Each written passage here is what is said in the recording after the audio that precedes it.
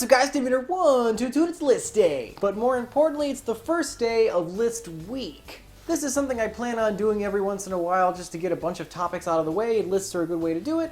Plus it is a good way of getting new people to come to the channel and see what everything at the David122 channel is all about. And I think before I get into controversial lists that are going to get a bunch of, let's call it, interaction, I want to start with something a little more simple, a little more, lighthearted, and kind of let you guys know a little bit more about what some of my favorite cards are. And yes, this is going to be my top 5 favorite cards in the game of Yu-Gi-Oh! Because they're my favorite cards, it's a completely subjective list, and, there's really no rules as long as it's just a legal card, I guess. Number 5 is a classic ritual monster, Relinquished. Relinquish is a level 1 spellcaster dark that reads, once per turn you can target one monster your opponent controls and equip that card to this target. This card's attack and defense become that of the equipped monster's original attack and defense. And if your opponent would try to destroy this thing by battle, you can destroy the equipped card instead, and then we both take the damage in battle. Despite being from like the very third set of the game, this was, at its time, and still even to this day, a pretty solid form of spot removal via a relatively easy to summon ritual monster. One of Pegasus's boss monsters, aside of its fusion. This card has been always one of my favorites, and when I was a kid I bought a couple of the Pegasus starter decks, and I made this thing as like a turbo deck. It was a lot of fun. I just love this dumb little monster. Because when this thing came out, there really wasn't anything like it. This was a really, really strange form of spot removal that the game just really didn't have. And like I said before, even to this day, it's still kind of solid. I mean, just sucking up opponent's monster as long as it can be targeted is still a great way of getting rid of some stuff. And this thing combos with kaijus just beautifully. You just, if they can't target that monster, just give them a big old kaiju and then suck it up and smack them in the face. Ah, that's good Yu-Gi-Oh! Even if it's been a little power creep, you can make a cool Karibo deck with this thing. I love the card. It's a solid number 5.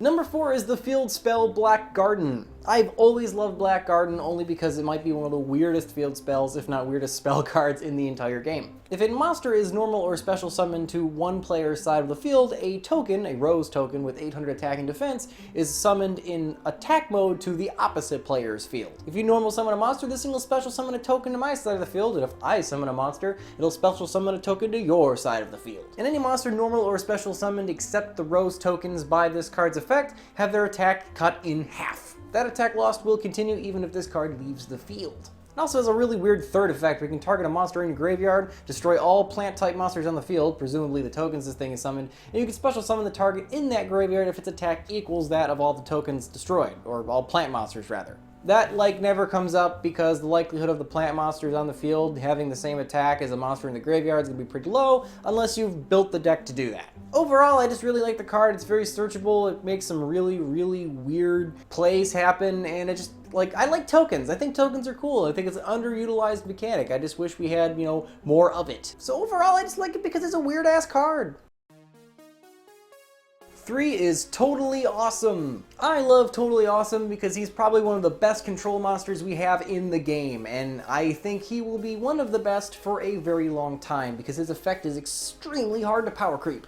Once per turn, when your opponent activates a card effect, you can send an aqua from your hand or field to the graveyard, including himself, which is awesome, to negate that effect and then set that card to your side of the field if you destroyed it. That if you destroyed it thing happens for if you negated something in the graveyard or something that you can't kill because it's already dead, so you don't get to set it. It's only for when you negate hand or field effects, basically. But yes, most of the time you are stealing the card you negated. I love that kind of mitigating card advantage, as well as the fact you can tribute himself, which makes his second effect go off.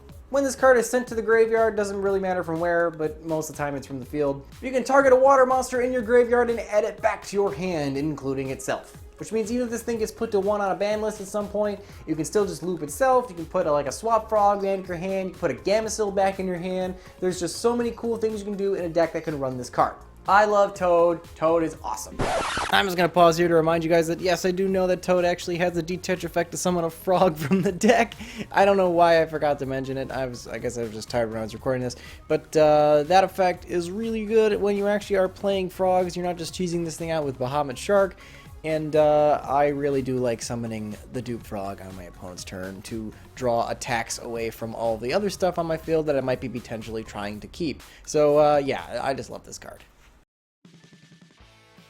Number 2 is Moon Mirror Shield. I love Moon Mirror Shield because it might be one of the best equipped cards in the game. Mostly because it replaces every other single attack boosting equipped card that there is. When a monster equipped with this card battles your opponent's monster, your monster's attack becomes equal to the attack of the monster it's battling plus 100, which means you will always be 100 over whatever you are fighting. It's a permanent honest, if you will. And if this card is sent from the field to the graveyard, you pay 500 life points to either top or bottom deck it, meaning you can just keep recycling it if you have to. I love this card because you can equip it to stun type monsters like Fossil Dyna, and then they can't do anything, they can't even run over it by battle because it'll always be bigger than everything it's fighting, and it's like a silly out to things like towers and things like that that can only be killed by battle. I love the card. It's fan-freaking-tastic.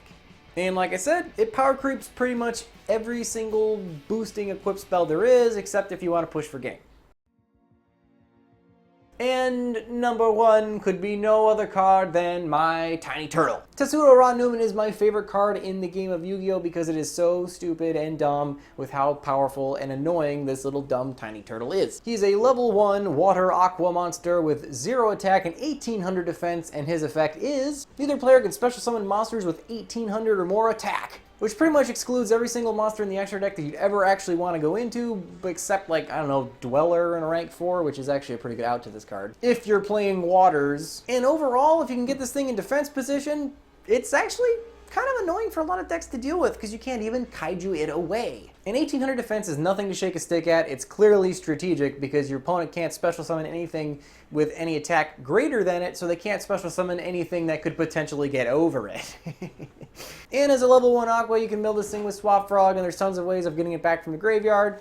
I love Tiny Turtle. Anyway guys, that was my top 5 favorite cards in the game. Sometimes, you know, these shift a little bit, but I can honestly say the top 5 is pretty solid. Top 10, that's a little more fluid. Let me know in the comments below what you guys think of the list and what your favorite top 5 cards are in the game. I'm curious to know what you guys think. And remember guys, if you don't troll the meta, who will? I'll see you guys next time. Wait just a moment. I can see you were about to click the subscribe button. Was I right? Tell me I was right. I was right? My Millennium Eye lets me see everything, including these other videos by Davy Boy. Don't be a stranger. You will always be welcome in my Toon World.